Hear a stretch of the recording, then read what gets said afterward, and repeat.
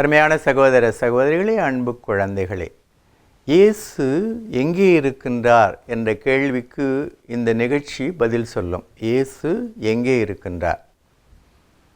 நமக்கெல்லாம் ஆசைகள் இருக்கின்றன. அன்று நோயாளிகளுக்கு உடல் நலம் அளித்த அந்த இயேசு இன்று நம் நடுவே இருக்கக்கூடாதா? அன்று பாவிகளுக்கு பாவ மன்னிப்பு அளித்த இயேசு இன்று நம் நடுவே இருக்கக்கூடாதா? அன்று இறந்தவர்களை உயிர்ப்பித்த இயேசு இன்று நம் நடுவே இருக்கக்கூடாதா என்ற ஆசைகள் நம் நடுவே உண்டு. 7 சுரங்களுக்குள் எத்தனையோ ராகங்கள், நமது இதயச் சுரங்கத்துக்குள் எத்தனையோ ஆசைகள்.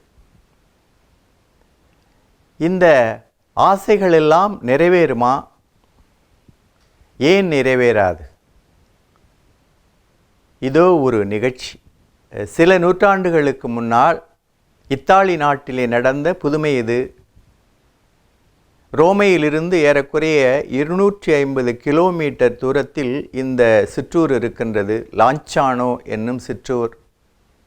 அங்கே ஒரு நாள் புனித பேசில் என்பவரின் சபையைச் சேர்ந்த குரு ஒருவர் திருப்பலி நிறைவேற்றி கொண்டிருந்தார். அப்பத்தை எடுத்து இது என்னுடைய உடல் என்றார். அவருக்கு சந்தேகம் வந்துவிட்டது.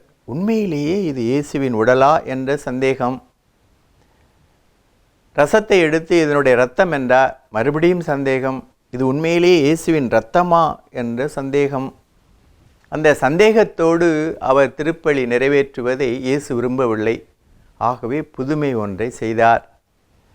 அந்த அப்பம் கொஞ்சம் கொஞ்சமாக மாறி தசையானது. அந்த ரசம் கொஞ்சம் கொஞ்சமாக மாறி இரத்தமானது. இரண்டையும் அந்த குருவானவர் பார்த்தார். மயக்கமுற்று கீழே விழுந்தார். இன்னொரு குருவானவர் தொடர்ந்து திருப்பலியை கொண்டாடி திருப்பலியை முடித்தார். அந்த தசையும் அந்த இரத்தமும் இன்னும் அந்த கோயிலில் இருக்கின்றன. பாப்பிரை டாக்டர்களை அனுப்பி பரிசோதித்தார். அந்த டாக்டர்கள் உண்மையிலேயே இது இயேசுவின் உடல்தான், இயேசுவின் இரத்தம்தான் என்றார்கள். நான் அந்த கோயிலுக்கு சென்றிருக்கின்றேன். அந்த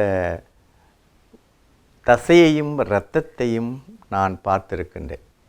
அன்புமிக்க சகோதர சகோதரிகளே, உண்மையிலேயே இயேசு நற்கருணையிலே பிரசன்னமாயிருக்கின்றார். ஆகவே இயேசு நம்மோடு வாழ்ந்து கொண்டிருக்கின்றார்.